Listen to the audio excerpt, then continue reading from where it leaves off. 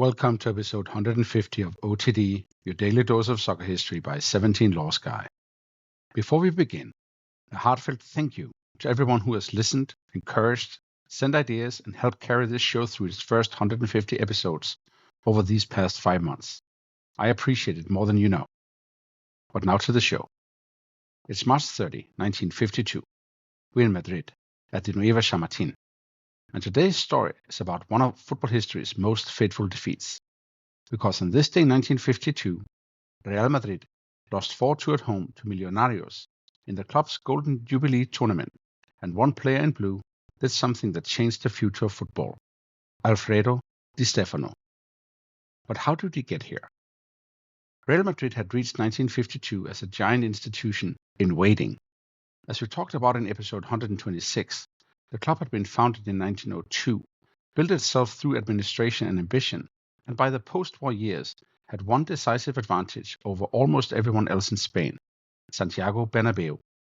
He was not just running a football club, he was trying to build a modern super club before the term existed. New stadium, bigger horizons, larger ambition. The 50th anniversary of Real Madrid in 1952 was not going to be marked with a quiet dinner. It was going to be staged, celebrated, internationalized. So the club organized the Bodas de Oro, the Golden Jubilee. The main football event was an international tournament. That matters because in the early 1950s, these invitation tournaments were still one of the ways clubs measured themselves across borders before UEFA had yet created the European Cup. If you wanted to show prestige, you invited foreign champions. If you wanted to test yourself, you brought the world to your own stadium. Real Madrid invited IFK Norrköping, the Swedish champions. That may sound surprising now, but it made perfect sense then. Norrköping had been one of the dominant Swedish clubs of the 1940s and early 1950s, and Swedish football at that moment had enormous standing. The 1948 Olympic gold medal side had drawn heavily from that world, and names such as Gunnar Nordahl and Nils Lidholm gave Swedish football a glow far beyond Scandinavia. Go back to episode 97 for the story of when the Grenoli trio detonated in Milan in 1950. For Madrid's celebration, the South American invite had first been expected to be River Plate, and that too made perfect sense, because River in the 1940s were one of the sport's greatest mythic teams: La Máquina, Moreno, Pedernera, Munoz, Lusto, La Bruna. Flowing football, positional intelligence, a kind of collective art that later generations kept invoking whenever they wanted to describe a team that seemed to think one pass ahead of the age. And from that football world emerged Alfredo Di Stéfano. He was younger than the full original La Máquina constellation, but he came through River's ecosystem, absorbed its ideas, and then, after a spell at Huracan, exploded at River in 1947. He was not just another centre forward. He was already becoming that rarer thing, a footballer who seemed to expand the game around him. Then South American football hit one of its great disruptions. In Argentina, a player strike in 1948 helped destabilize the old order.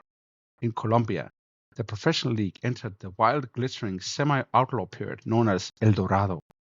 Colombian clubs operating outside the normal FIFA structure offered money and freedom that other leagues often couldn't. The result was a football gold rush.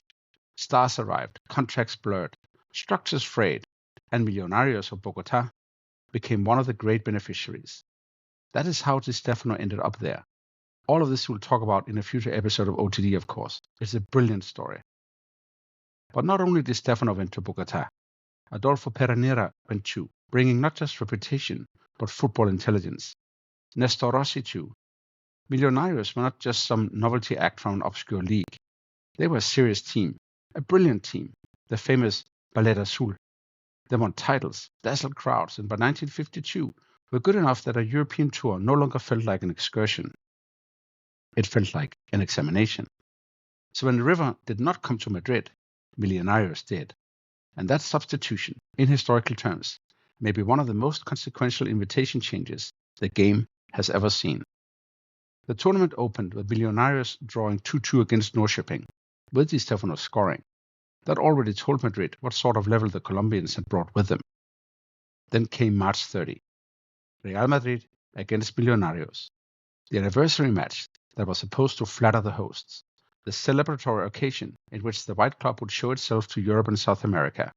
Instead, the afternoon became an audition for Alfredo Di Stéfano. From the first phase of the game, Millonarios just looked better. They were quicker in thought, cleaner in circulation, and more fluid in attack. The scoreboard began to reflect that in the 18th minute, when Alfredo Castillo put the visitors ahead 1-0. Then in the 34th minute, Di Stéfano scored. That is important not just because of the goal itself, but because of what it represented. This was not just a passenger cashing in at the far post. This was the dominant player in the match beginning to impose his own terms on Real Madrid in their own stadium. By the 43rd minute, Antonio Baez had made it 3-0. Now the match had gone beyond embarrassment. Now it was a lesson. At halftime, the anniversary crowd had to sit with a brutal reality. The guests were not merely spoiling the party. They were exposing the difference between a prestigious club and a truly great team. And then came the second half, and with it the image that sits at the center of the whole story. Just 5 minutes after the break, Di Stéfano scored again. 4-0 to Millonarios, at Chamartín, at Real Madrid's own 50th anniversary tournament, with Bernabeu watching. Real Madrid did fight back. Pedro Azuaga pulled one back in the 61st minute, and Eduardo Sobrado added another in the 77th. But the real shape of the afternoon had already been fixed. The match ended 4-2 to Millonarios, and the Colombians took the tournament that had been organized to celebrate Real Madrid.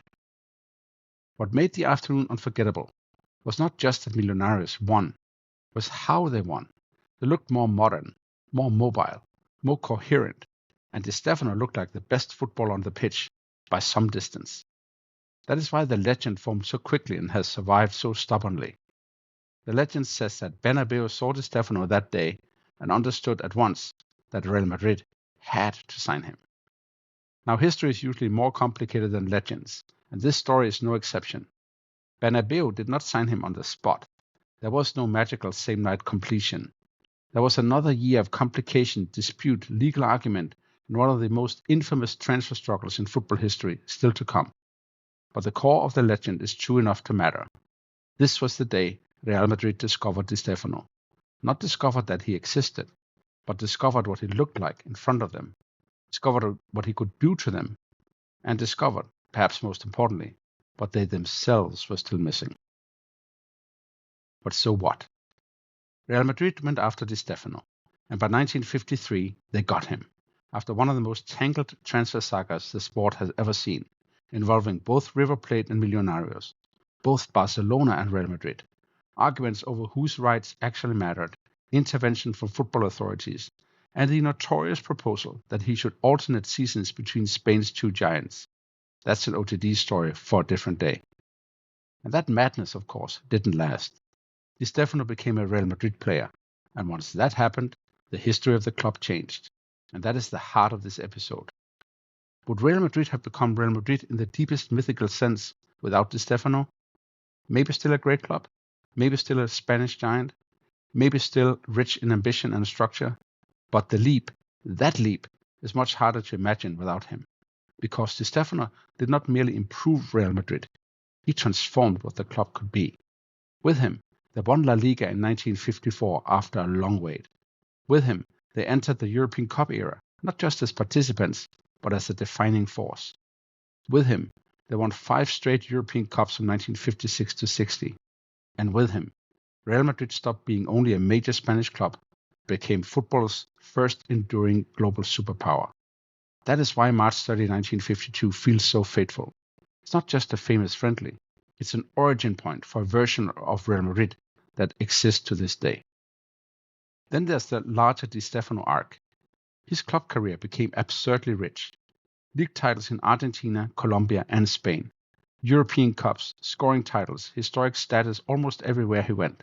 He even turned up later in coaching, and in one of football's lovely connecting threads, led Valencia to the Cup Winners' Cup in 1980, with Mario Kempes in the side, and Rainer Bonhoff there too, the same Bonhoff whose free kick we talked about in yesterday's OTD about peak Borussia. But for all of that, there was also an absence. No World Cup triumph. Di Stéfano won the South American Championship with Argentina in 1947, yes.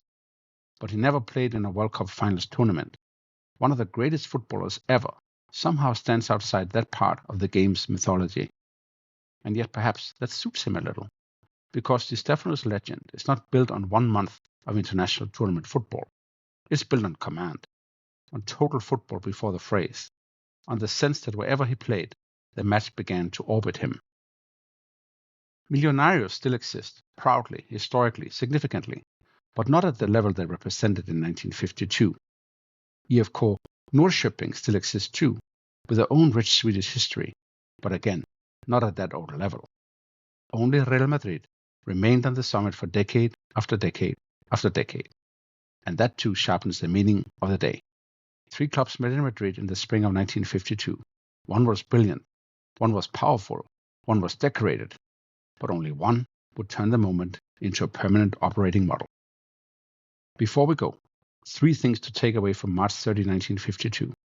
First, this was not just an anniversary friendly. It was the day Real Madrid's 50th anniversary celebrations brought Millonarios and Alfredo Di Stéfano to Chamartín, and the visit was 1-4-2. Second, Di Stéfano was the central figure in the match. He scored twice, dominated the game, and turned a festive Madrid occasion into a football revelation. And third, the defeat became one of the hinge moments in football history. Real Madrid's pursuit of Di Stéfano followed, and with him, the club became the defining power of the European Cup's first great age. On this day in 1952, Millonarios beat Real Madrid 4-2 in Madrid's Golden Jubilee tournament, and Alfredo Di Stéfano gave the performance that triggered Santiago Bernabeu to create arguably the most mythical club dynasty football has ever known. That's all for episode 150 of OTD, your daily dose of soccer history by 17 Lost Guy. If you enjoyed this episode, please follow the show, leave a 5-star rating, and share it with all your friends. Tomorrow, we go to March 31st, 1963, and to the one and only time Bolivia stood on top of South America. See you tomorrow.